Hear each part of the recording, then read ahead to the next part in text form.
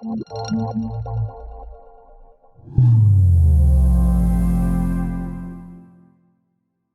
going to start off a little bit by saying, though, as we dive in, that the topic that we're talking about, which is capital raising in particular, is one of the many things that CEOs do. But I think when you get into, I think we can all appreciate that when we get into capital raising, it can be all consuming at that time. However, you have to get up to speed very, very quickly. So we've got a great panelist here with Harrison, Craig, and Jeff, who have all been able to finance their software and software service businesses that are now well into revenue generation and growth modes through a variety of different means. I think it's going to be exciting to hear from you guys as to how you guys have approached it, and that's the intent of the next hour here.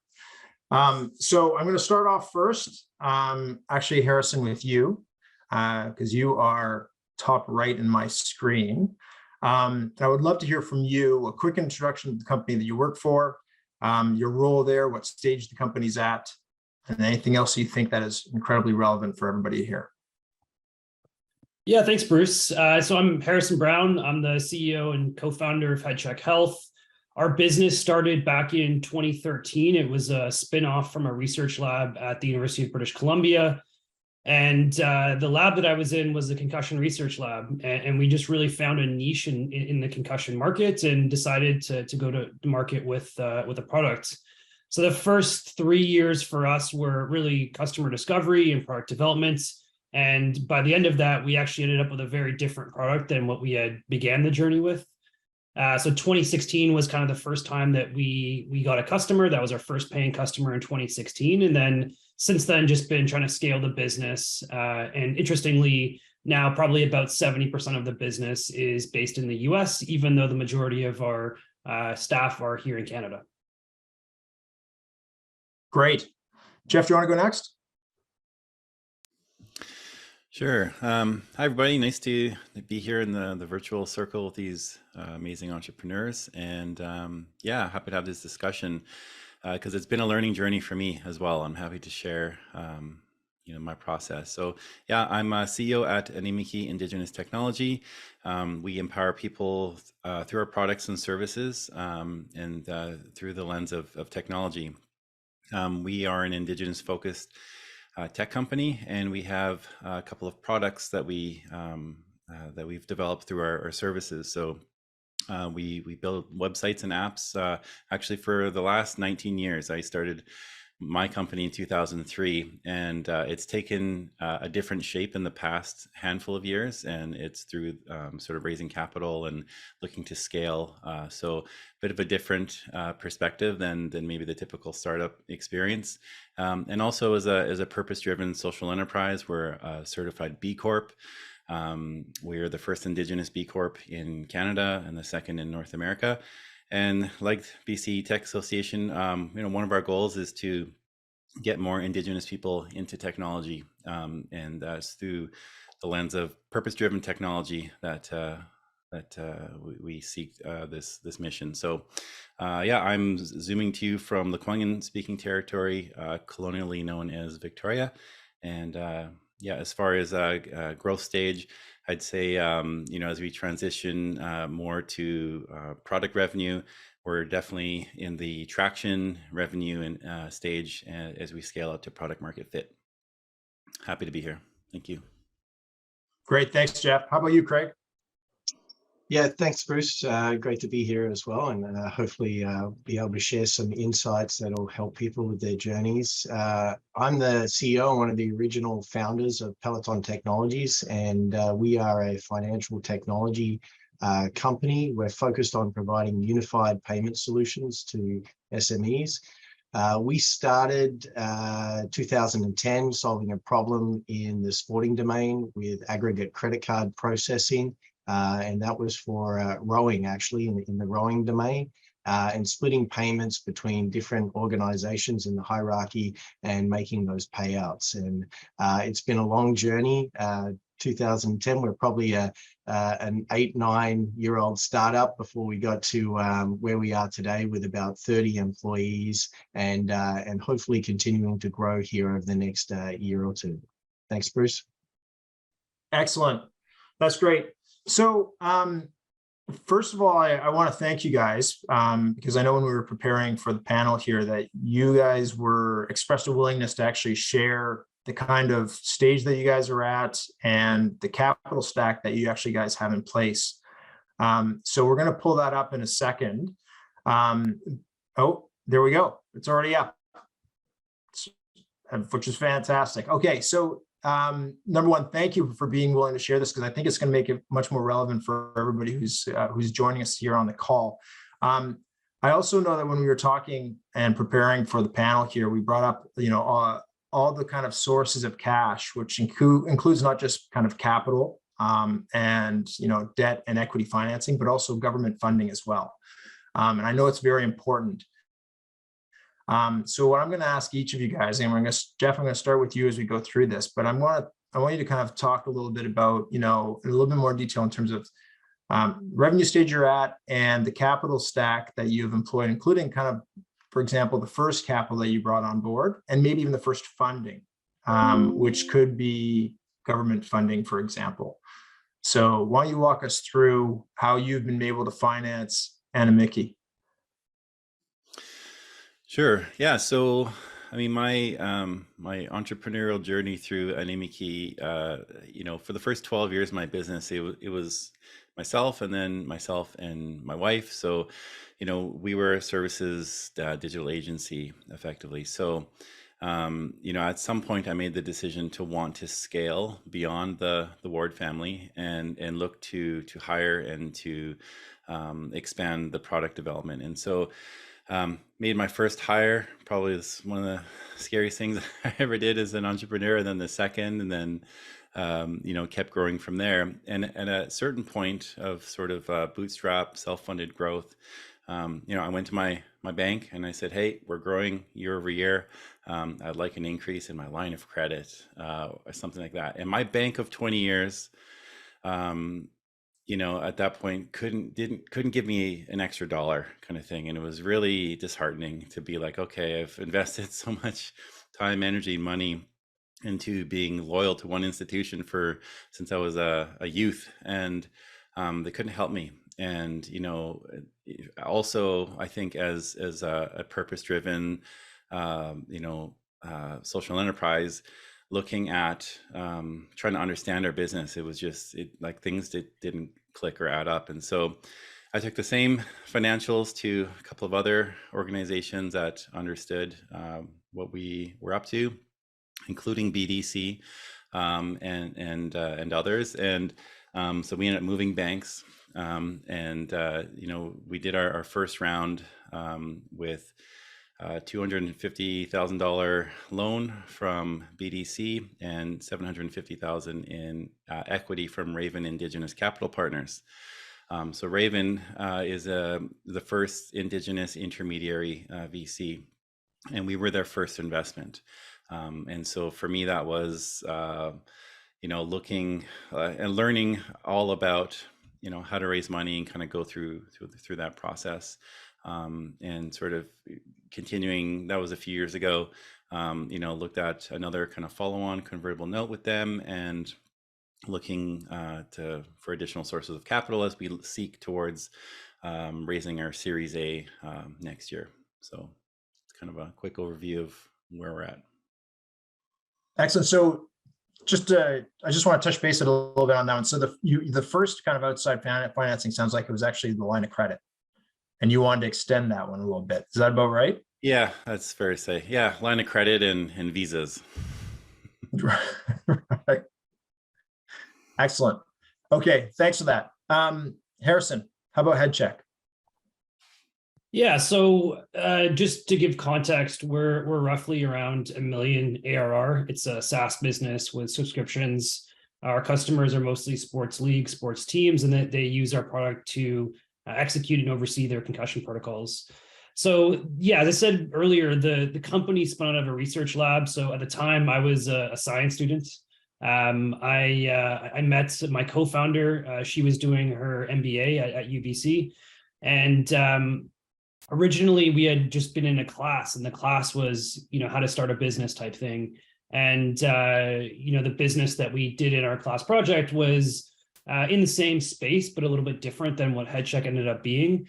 But after the class ended, we kind of said, all right, well, why don't we actually do this? And at that time, neither of us, because we were students, had capital to invest necessarily in the product development that was needed to get us to the next stage. So we looked at government grants, and even with those, there does have to be a portion that is paid by the business, or sometimes they're reimbursed. And so we did need access to capital to actually get it off the ground. And so we started with a friends and family round. And so that was, close contacts, people that were believed in us and believed in what we were doing. And that allowed us to raise a very, very small amount of money, but it was enough for us to build the V1 of our system. That got us to the point where we could go talk to customers, show it to them, make changes, secure our first customer. And then that allowed us to move to the next stage, which was when we did our first equity investment. And so our first equity investment was an angel round. So local angels here in British Columbia. And that allowed us to essentially improve the product to the point where it was scalable. So have more than one customer, have multiple customers. We graduated at that point from selling from individual teams within a league to selling to full leagues, which was a big milestone for the business. Once we achieved that, then we went and we did a convertible note, and that convertible note was done with local VCs as well as folks that were on our existing cap table. So bringing in institutional money for the first time. Then subsequent to that, we did an actual equity investment in which that convertible converted into, and that was done with the same group. And then most recently, last year, we did another convertible note, and next year we are looking to do a Series A. So yeah, our stack from the capital standpoint to this point has been convertible notes, equity investments, and there is a little bit of loans from shareholders as well. That was very early on. It was really more of a timing issue. So we were in conversation about an equity investment, but it was just taking forever. And the legal part of the transaction was slowing things down, and we were getting really, really tight on cash. So myself, my co-founder, as well as some of the other shareholders, provided a loan to basically buy us a bit more time until the equity investment completed. Yeah, so in that the friends and family round that you did, the money that came in there, was that in the form of equity or was that in the form of a loan? It was equity, actually. So yeah, kind of an odd way to do it, but I think the first round that we did with friends and family was something like, I want to say, a total of $80,000 on like a $400,000 valuation. Which is kind of an odd way to do things, but we were students. We didn't really know what we were doing at the time, and we certainly wanted the people that were putting the capital in at that point in time to benefit in the long run, because they were very, very close contacts of ours. Great, thanks. Craig, how about you? Yeah, I guess I'll start there. One of the pieces of information that's missing there is we're looking at about 3+ million ARR, well, this year anyways, and hopefully much more the following year. And the interesting thing about that is that pushes us into that sort of 5 million range where VCs in North America and US start to take a significant interest in you. So next year will be an interesting year for us. But how it all started was we were very much bootstrapped. I started Peloton off the side of my desk while I was still running, I think, a pet supplies company and consulting, as well as an independent contractor. So there were shareholder loans put up. We solved the immediate problem that we had in front of us. And then from there, we had a solution that didn't just apply to the sports industry. It could apply to many other businesses and in fact, all of the SMEs that exist within Canada. So we took some funds from, well, first of all, to kick it off to the next selection, we looked at private equity. And so I was able to bring in some firepower, and that's Daryl, our COO, and convince him to come and join us in this mission. So he came in with a little bit of equity and financing, and we also had independent private equity investor come in for about 200,000. So that brought about 250K into the company at the early stages, and that allowed us to hire some sales, do a bit more development, and focus in on the company a bit more. But it really wasn't until we went to RBC and we secured a term loan for another 250,000 that it became a full-time job for people within the organization. We started to employ some more people. We then looked into additional cash through the BDC. We took another 350K from the BDC with another 150K injection from the shareholders. And that got us to the next level and hired some more resources, expanded the team even further. In the meantime, we've always been working off a strategy for Shred. We did IRAP in there as well. So that's a huge factor in our the way that we structure the finances for the organization, the way we target what we do within our organization as well. And then following that, in recent years, we've taken strategic investment from a partner for 250,000 with another 250,000 warrant there. And at the same time, we did an equity crowdfunding round. And that coincided with a BSP application coming in for 500,000 as well. So all in all, that round, we targeted about $2 million. We ended up with about 1.5 million in that raise. Equity crowdfunding was a very interesting experience. And it is something that potentially would do again. And I've done a couple of podcasts and things with innovation, BC Jobs, and also with Front Funder on that as well. And so I don't know if we're going to go into too much detail here today on that, Bruce, but there's other information. That's an interesting one. And Front Funder is a local company here, right? So why don't you take a second and kind of share a little bit about your experience with that? Because I think it's one that where everybody kind of sees out of the corner of their eye, but they're not sure whether the company that, the business that they have is going to be of relevance and interest to that target investor audience. Yeah, absolutely. The first thing I'll say about it is, they have to pick winners as well, because you being a winner is very much a reflection on them. So they're doing their due diligence through the process to determine if they want to be involved with you and promote you on their website as well. So the interesting thing for us was that it gave an opportunity for a lot of friends and families to invest through that mechanism as a retail investor and not as an accredited investor, right? So the other interesting experience about that is you get to learn about national instruments that talk about accredited investors and retail investors and what that means and how much they can invest and how you want to set all of that up and all of the agreements that you need for all of the different provinces and whether or not you can take funds from, people in the US, Australia, or the UK, because that's where your family are from, right? So very much a learning experience, and as much for us as it was for them, I think, as they grow that organization themselves. But overall, how long did it take? A success. So how long did it take to launch, and then from launching to, let's say, closing? That's a great question. I think the first contact to actually running the campaign must have been at least 6 months. But the first 3 months are just a bit of back and forth to decide if you want to work together, and then you decide to work together. And they have a structure and a platform that they use to track all the things that need to be done in order to become launch ready, and then throughout the launch of the campaign as well. So that was fairly well organized, and we had some feedback on that process as well. And I think we've helped them improve it. But right. Ultimately it's about 3 months if from start to finish, and you can be launched with a campaign if you're organized. We were a little bit different. We had sales and marketing. We had a bit more of a growth. A lot of people who go on there are just the owners and the founders that have an idea, they have maybe some little traction, and they're really pitching for their first investment. This wasn't our first investment. This was more growth capital that we were looking to raise here. So we had more of an infrastructure in place to communicate with them back and forth, right? Right. And then, sorry, I may have missed that, but how long did, once it was launched up on their platform to the public, how long until you guys closed?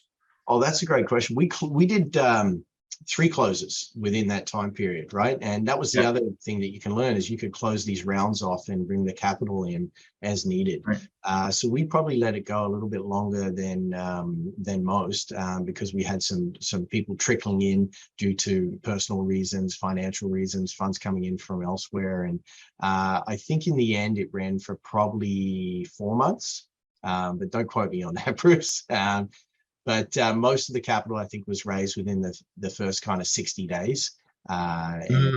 Yeah, and they're very keen to go again. And it's something that we're considering potentially as part of the strategy for raising funds going forward. And you also mentioned that you actually, you know, some of your friends and family that you were already connected with actually invested via the platform.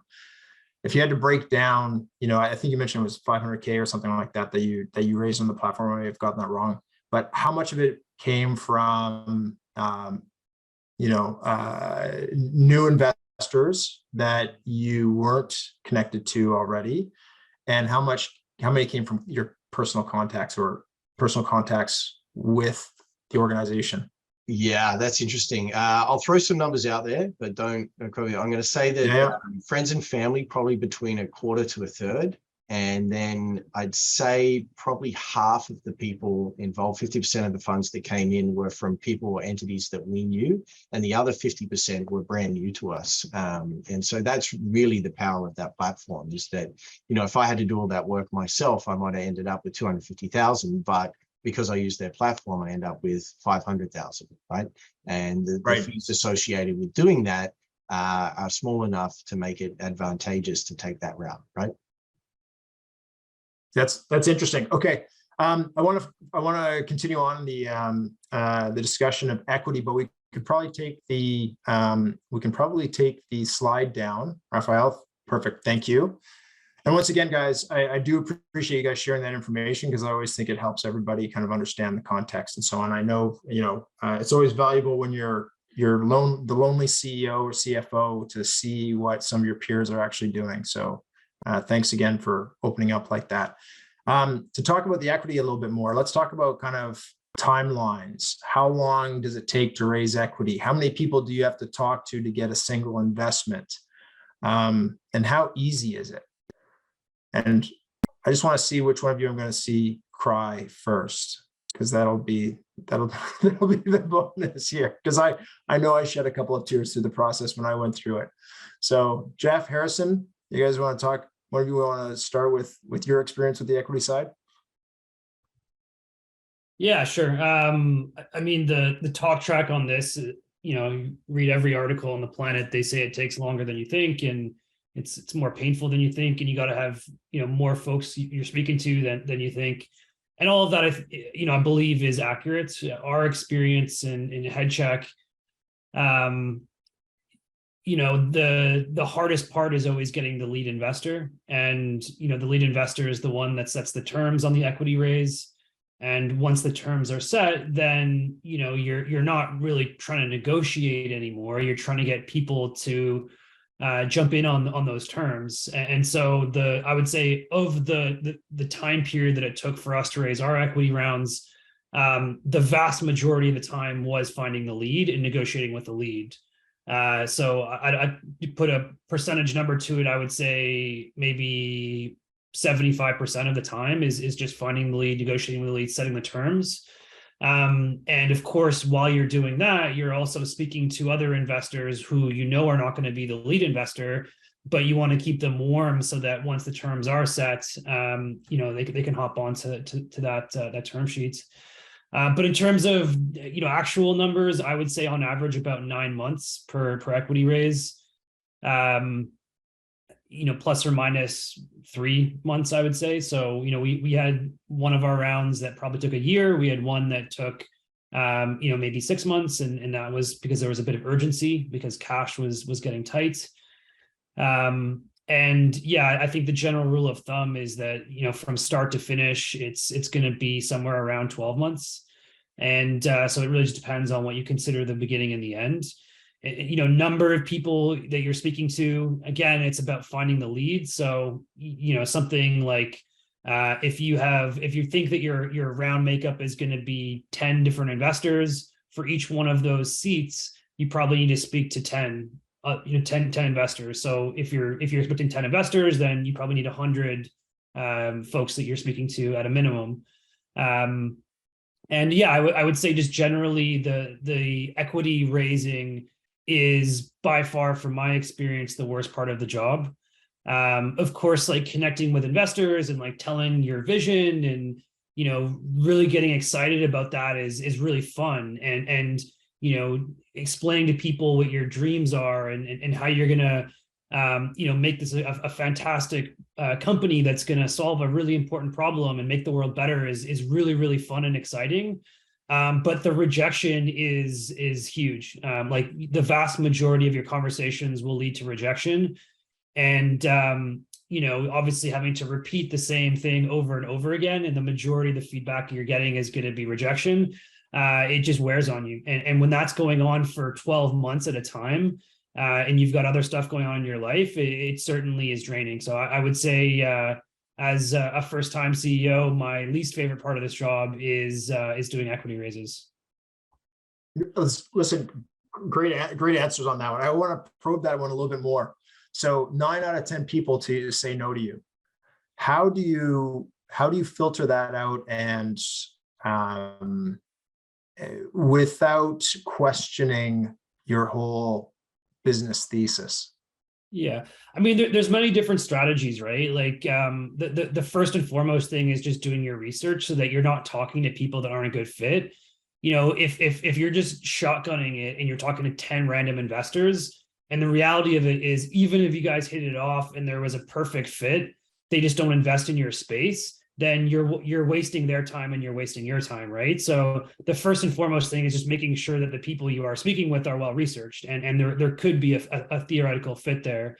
Once you get through that, it's just, if you hear the same feedback consistently, then after a certain point in time, maybe there's something to it, right? And so taking diligent notes, having a way to track your meetings and pick up on those common threads, not only the ones where they're critical, but also the positive feedback that you're getting, so for your future meetings, things to key in on and things to shy away from. So yeah, I think just because it takes so much time, there's so much pressure to be efficient, and finding simple ways to make sure that that's happening is probably the majority of the game here. Like financing is just a game, right? And one of the ways that you can win that game is by being very efficient and picking up on these little things that you might be able to read in a blog or whatnot, but it's really just experience of having done it and wasted people's time and your own time. And the aim is hopefully that the next time it won't be as difficult.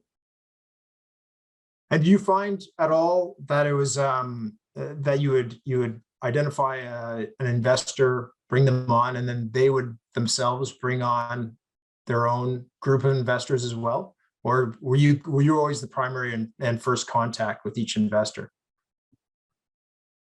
I mean, there are syndicates that like to invest together. Typically, I think that's more common in the angel space, where if there's a high power super angel, they might invest with a group of friends that they always invest together. And if they've been successful in doing that, we've had situations where we have a very influential investor that connects us to some of their folks that they co-invest with, and those subsequent conversations, if the super angel is in, are very brief. So it's not the same process. The diligence isn't as intense. The number of contact points to getting a check is much shorter. But I will caveat that with from a head check perspective, we have some local and regional venture capital funds, but we've not invested with the big venture capital funds that are in the US. My sense is that it probably is the same there. Like venture capital funds run together and co-invest together if they have similar investment thesis. But yeah, I would say that we've certainly seen that, but it might just be because the type of investor that we've taken on in the past. Right. Then Jeff, maybe you can talk a little bit about your equity investment path. Yeah. So as I mentioned, my path is a little bit different in that I had a services organization that I wasn't as pressured to kind of raise quickly and get things going because I had that sort of safety net. But yeah, as Harrison mentioned, like finding a good, the good or perfect fit is very key. I like to say like a values aligned investor.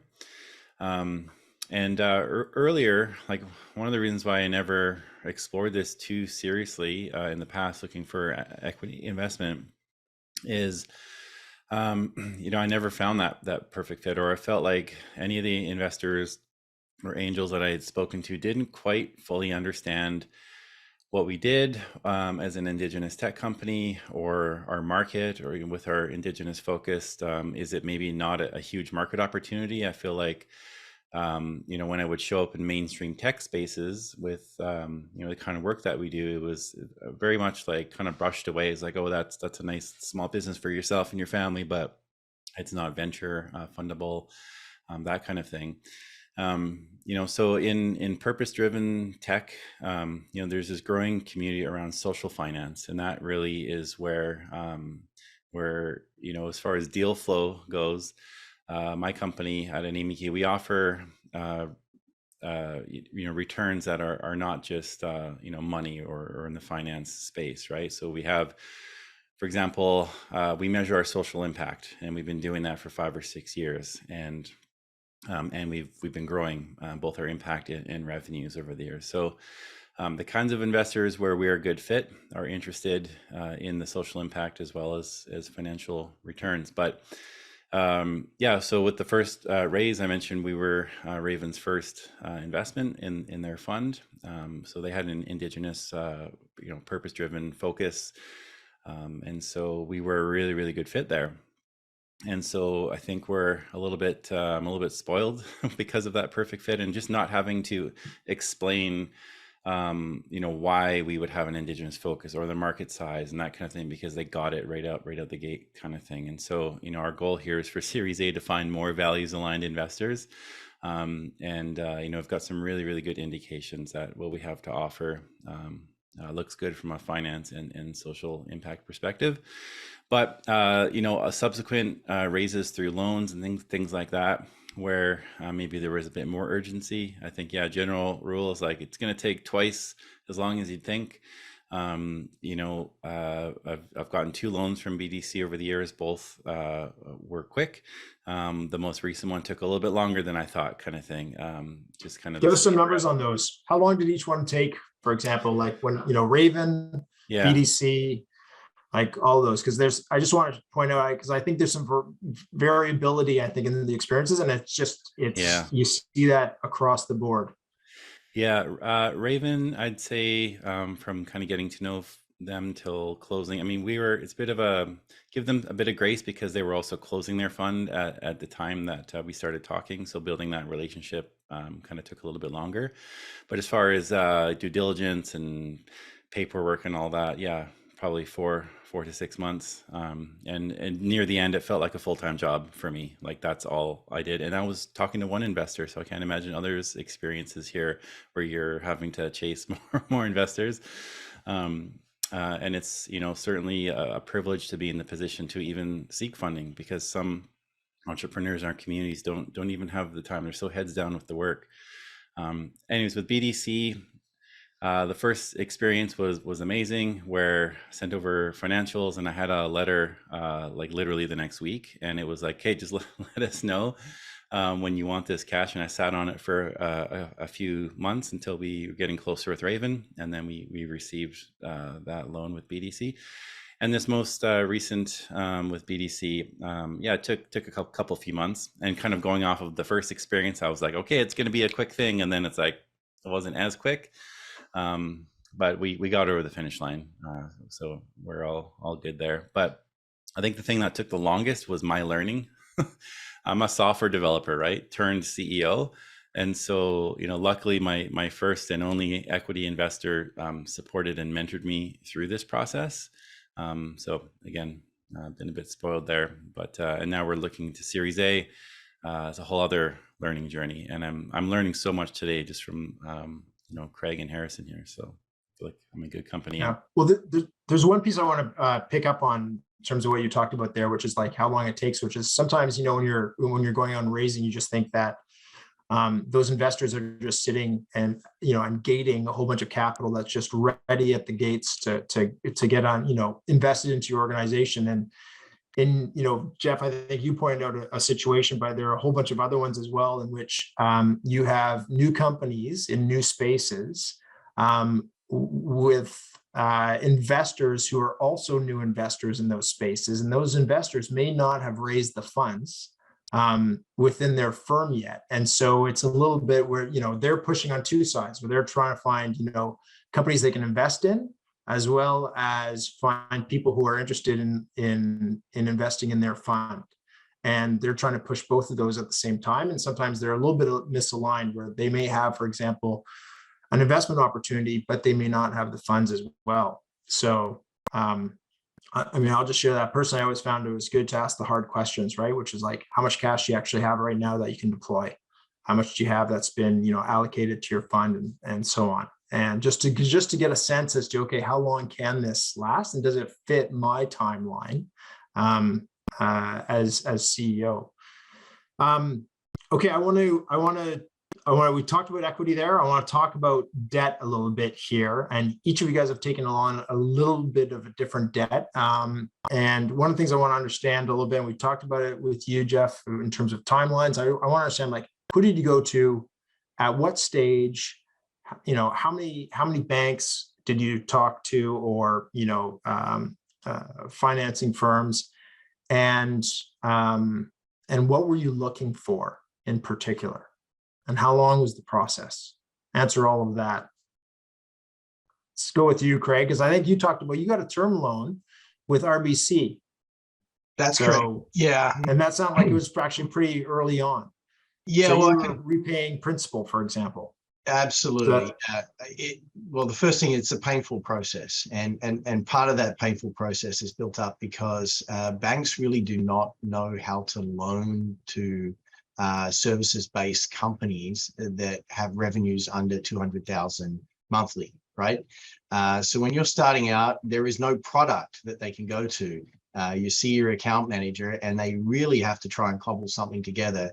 And I guess I spoke to maybe 7 or 8 banks, did the pitch, found out that there isn't really a product for us in our space where we were.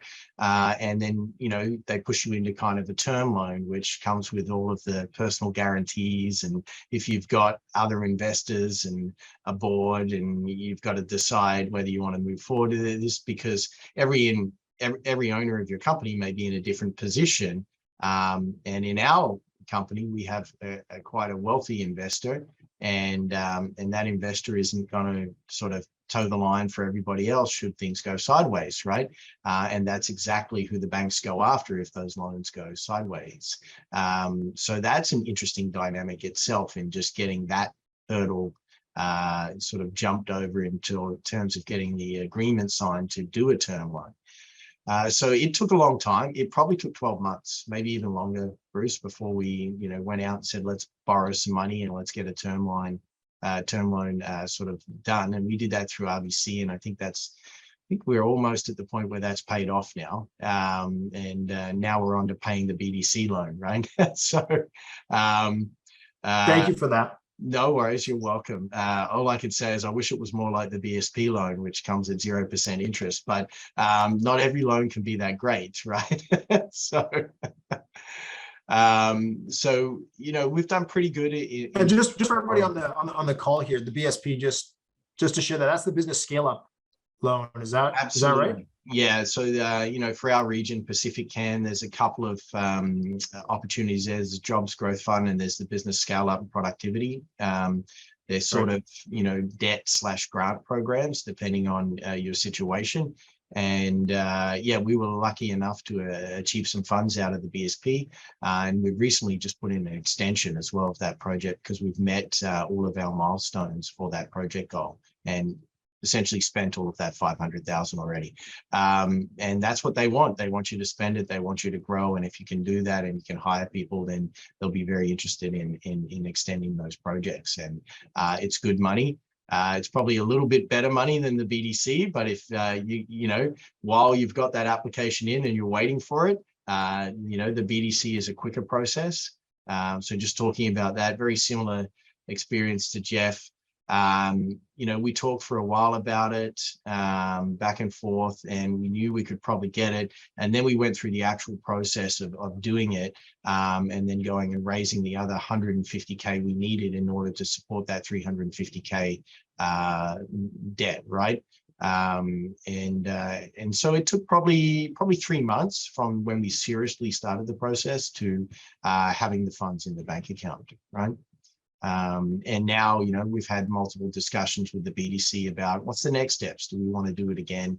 But it all depends on the other avenues that are open to us and the way we want to go in terms of equity, financing and things like that. I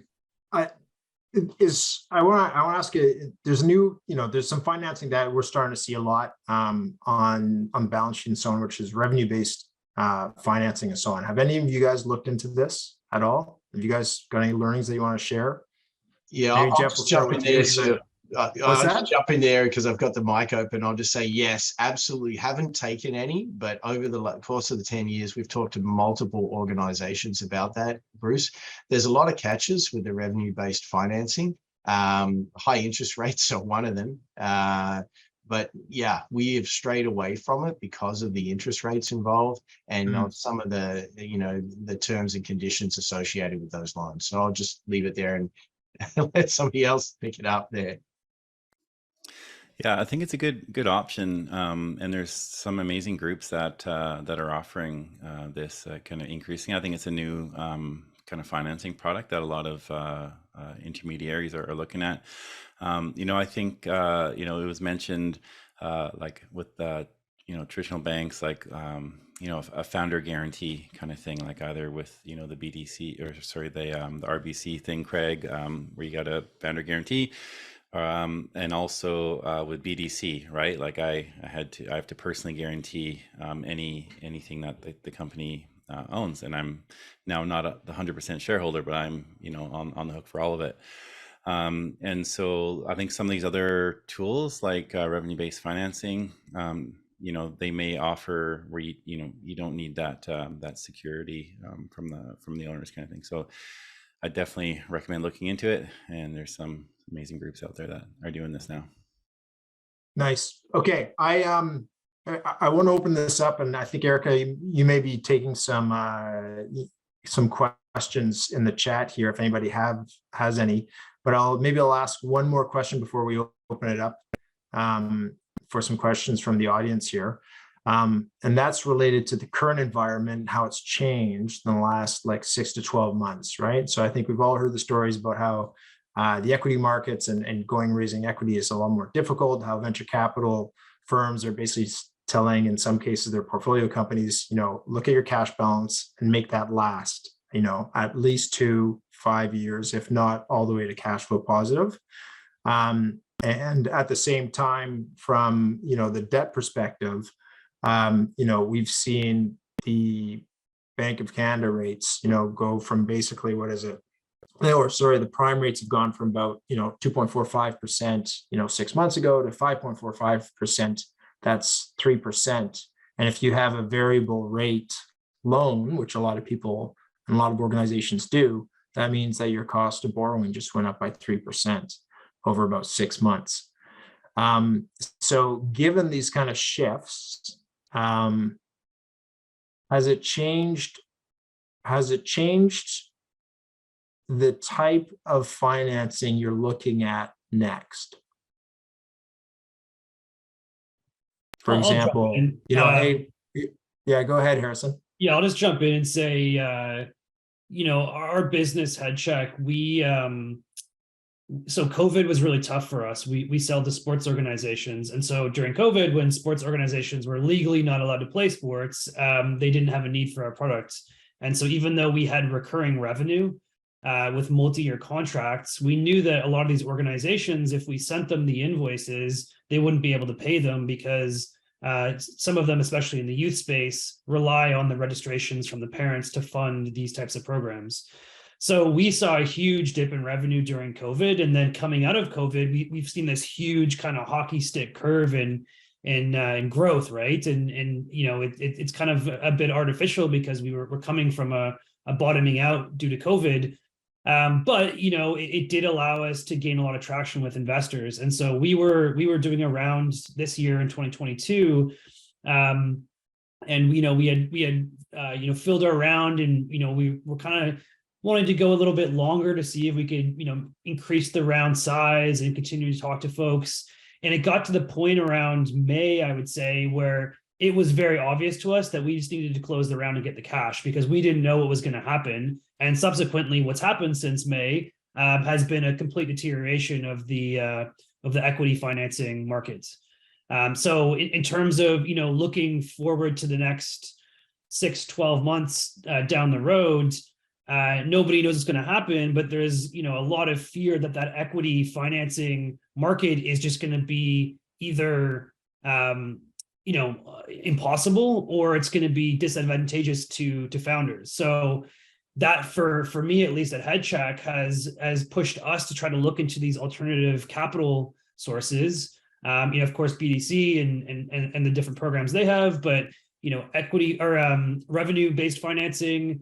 Of course, like there's Shred, and you can finance against Shred, and there's all these different ways to do it. But I think in terms of the mindset from a founder's perspective, you know, anybody that was in a position like us where we were seeing this huge growth curve from revenue side, and we we're going, oh, you know, end of Q1 2023, we're going to be hitting revenues that, you know, a large VC would be right in their sweet spot. We have to discount that to, hey, maybe there's going to be less transactions occurring. And of course, the companies that are, you know, the top 1% of any market are probably still going to get financed. But the number of deals, the size of deals, the valuations are absolutely concerning. And so from me, the interest in these alternative capital options is, you know, 5, 10, 15 times more interesting. And we're spending more time talking about them than we probably ever would have if COVID and the impact on the interest rates didn't occur. Mm-hmm. Yeah, I think what it's affected is more timing for Series A, you know, and which would be equity based, right? So, and valuations, what Harrison just mentioned, have totally tanked, right, in the tech sector. So, you know, for us, luckily we have services to fall back on and permanently extend our runway.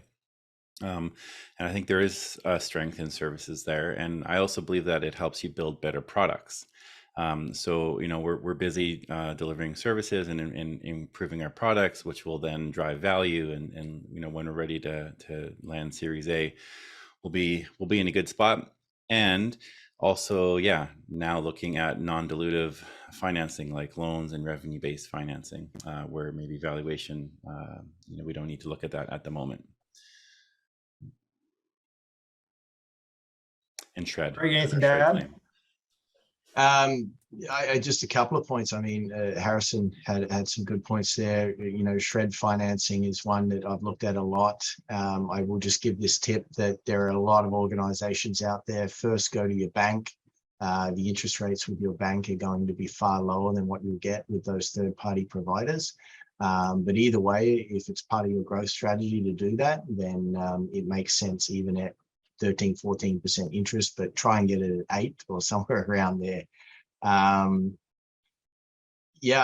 don't really have anything more to add other than, you know, I think the businesses that you're talking to here, we haven't gone the big VC route, Bruce. You know, Jeff just touched on the valuation, the tech sector, a lot of that happened and you want to make me cry. I mean, part of it for the last 2 years, fintech has been really hot, and I've been watching, you know, the newsletters I get. They come in $20 million here, 50 here, 100 there, 200 million there. Now, a lot of those companies that took that VC money from the US, they lost 75% of their valuation. You know, they've had to de-staff down to 25% as well. So these companies really, they took the funds, they put themselves in that position. So quietly, the people who didn't take those funds, who didn't you know, go ahead and just grab the money while it was there and didn't really have a plan for it or use it wisely, are still valued okay, right? And the ones that did take those massive amounts of VC money and change their metrics to the wrong things are the ones that are suffering right now. Right. Erica, I think we've probably taken up more than our share of time, but do you have any questions from the chat that you want to pose to the group here? Yeah, we had a quick question from Charles, who was asking what percentage of equity did you need to release for your initial financing, and were you cash flow positive when you raised it? And I could see Harrison's already responded in the chat saying for HEADCHECK, your equity raises have been generally 15 to 25% dilution, and you were not cash flow positive. So I don't know if Craig and Jeff might want to just quickly share from their perspectives. I'm happy to jump in and say, well, cash flow positive is an interesting term for a company that's trying to grow, right? So, you know, I like the term hiring sort of ahead of the curve, or hiring ahead of the steps, whichever way you want to put it. We're kind of right on the step. So we're never really cash flow positive, but we're never at the point where we're in trouble of needing payroll because an investment doesn't come in. And that's the way we run our company, close to the line, but never over that line.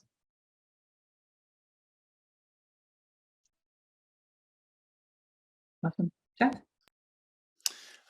Yeah, so what percent of equity you need to release? So for our first financing, it was important to all parties that Indigenous ownership was well over 51%. So I'm happy to report that we were able to maintain that. And looking into future rounds, that's also a goal. Again, having investors with shared values and goals there. And at the time we were cash flow positive, but also I was investing a lot into growing my team sort of organically. So, you know, it's interesting when you think about growth and he's even operating at a loss. Like, we took investment, and, you know, the goal is to use that investment as well. So, you know, you're going into a year knowing that you'll be you know, reporting a loss at the end of the year, and that has been a learning curve for me as, you know, somebody running my business for, you know, at that point, 15 years before I took investment. And then you take investment, it sort of changes the rules a little bit, right? And when you're sort of used to only focusing on profitability, again, services has always been there as a bit of a safety net kind of thing. So.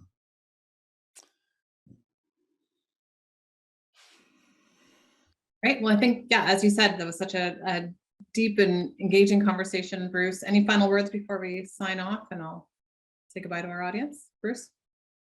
You know, I just want to thank the group here for sharing and being as candid and open as possible. There weren't enough tears for my liking. I like to see a little bit more, but I think it's been great for you guys to share, you know, the experiences you guys have had.